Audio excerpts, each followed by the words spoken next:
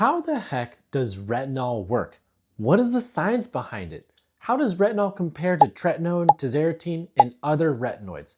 I'm a dermatologist and I'm going to explain to you the science behind retinoids and how they work. My goal is to make you know a lot about retinoids, perhaps more than some dermatologists. And stick to the end because I'm going to even debunk some common myths around retinoids. First, what are retinoids? I do have another video where I detail the terminology of retinoids, but let's go over things again. Retinoids are a class of compounds, a class of chemicals that are derived from vitamin A. Everything is a retinoid. Retinol, tretinoin, tazarotene, they are all retinoids. They're all types of this category of topical medication.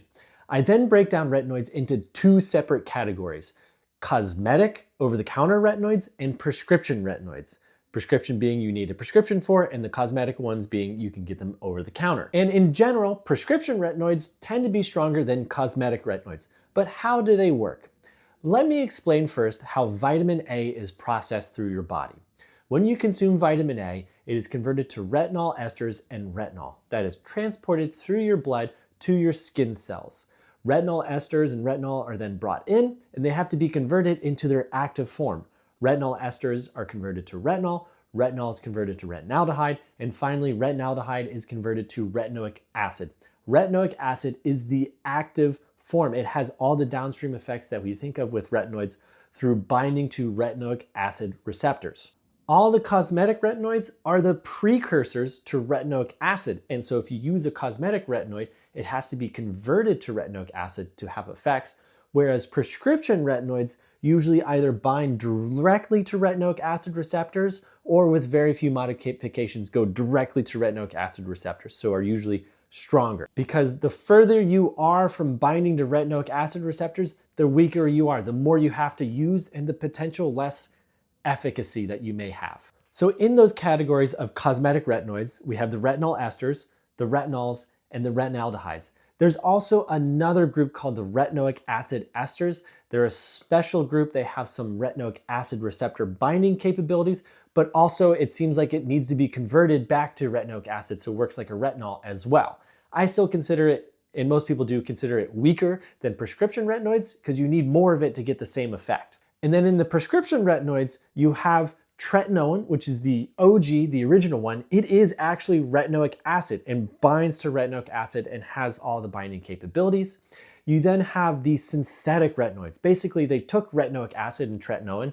They knew that it had to bind retinoic acid receptors, and they said, how can we make it more targeted towards the receptors we want, maybe a little bit more stable, a little bit more effective? And that's where you get the generations of retinoids, the man-made retinoids. The first generation is tretinoin and isotretinoin, aka Accutane. The second generation we don't really use in topical treatment. And the third generation, you have adapalene and tazarotene, which are great. And then in the fourth generation, you have tazarotene. But what are these retinoic acid receptors I'm talking about?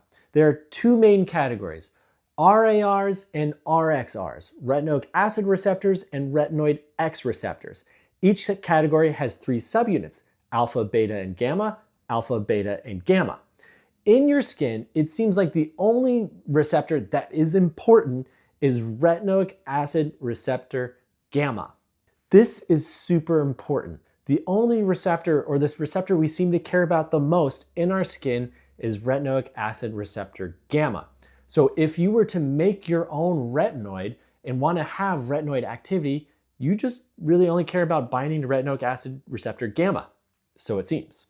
So when you use a cosmetic retinoid, it will be converted to retinoic acid. It'll be able to bind to all those retinoic acid receptors, but in your skin, you only really care about it binding to one.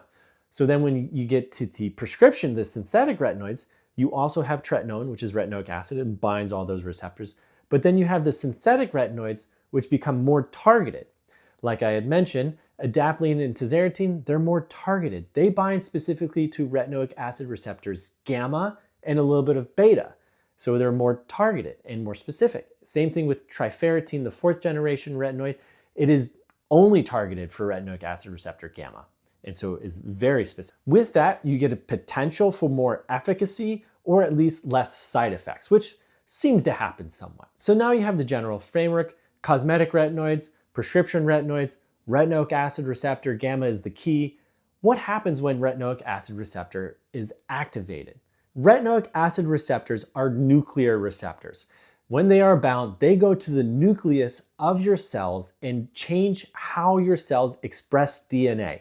This is wildly complex, and honestly, we probably don't know everything about it, but we have a pretty good idea of what retinoids can do and what retinoic acid receptors do. Here's what we know so far. For anti-aging purposes, retinoids will stimulate collagen growth, will stimulate elastic fibers, and will increase hyaluronic acid deposition in your skin. All these things add volume to your skin, not as crazy amount, but enough to fill in those little fine lines and wrinkles a little bit. Retinoids also stop the activation of matrix metalloproteinase, which breaks down collagen. Retinoids also seem to regulate skin thickness. If you have really thin skin, it will make it actually thicker. So that's really helpful. People with older, thinner skin, using this will make their skin more full and thicker again. And then for acne, one of the most important things is that it helps unclog pores by the DNA expression level.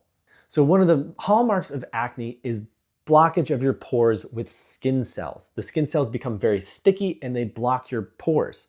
Retinoids make the skin cells inherently less sticky and less likely to plug your pores. So at the root cause, it actually treats your acne. Retinoids also have anti-inflammatory benefits through inhibiting proteins like AP1 and NF-IL6, which can also be really helpful for acne and possibly for things like psoriasis. And retinoids may even help with some skin cancers by inhibiting a protein called ornithine decarboxylase. Together, this does a lot of great things for your skin. And I don't even think we know it all because nuclear receptors, transcription factors, expressing DNA at this level is wildly complex and it's really hard to study. So I'm sure there is more we can learn about retinoids in the future. But for now, that's how retinoids work. Let's bust some myths. Myth number one, retinoids make your skin more sensitive to the sun. False. There is no magical combination where you put on a retinoid and you go in the sun and some chemical reaction happens. That is not true. In fact, sun inactivates most retinoids. The sun UV light will inactivate tretinoin and most other retinoids. Adapalene, interestingly, is very stable and is not broken down by UV light. And there are some micro-encapsulated retinols that seem to be more stable with UV light. But in general, UV light will cause the degradation of most retinoids. What does happen though is when you start a retinoid, your skin becomes more sensitive, more irritable, and the sun can be a potential irritant, making that irritableness more irritably. Medical term. Myth number two, retinoic acid is an acid, so obviously it exfoliates. False. Just because it has acid in the name doesn't mean it does that thing. And it doesn't exfoliate your skin. It actually treats it at the molecular level, at the DNA expression level, changes how your skin cells produce. So it will help get rid of scaling, but through changing how your skin cells behave. It is not an exfoliant. And this is why it takes weeks to months to see the benefits of retinoids, because it is changing the DNA expression. Myth number three, and this is a really cute one, retinoids increase cell turnover. If more cells are being made, are telomeres being shortened and we're actually screwing ourselves over for the future? As far as I know, false. I don't see much research on this, but there's some good theories behind this that make me feel like this is false. Number one, your skin has stem cells. They're constantly reproducing themselves, so I'm not worried about those telomeres getting lost because we're making more and more. You also have an enzyme called telomerase, which adds to the telomeres and makes them stay a certain length or at least not shorten too much. For those of you who don't know, telomeres are the endings of your DNA. Think of them as like a safety bumper. DNA replication isn't the most efficient thing, and sometimes things get cut off and lost, and that's what telomeres are for. But with time, with more DNA replication, you potentially shorten those telomeres, leading to skin cell senescence, the cells stop working, or even cancer. But with things like telomerase, I think you're all right. And the final myth, myth number four, is retinol thins your skin. False. Like I said, it can actually thicken your skin through increase of collagen, elastic, hyaluronic acid. It'll actually even thicken the epidermis. Studies have shown that the skin's thickness is enhanced, usually improved with the use of retinoids. So fall. And with that, thank you for listening to this mega long episode. If you like it, click the subscribe button and help me prove to my wife that this is more than just a hobby and I'm actually reaching some people. Have a good day.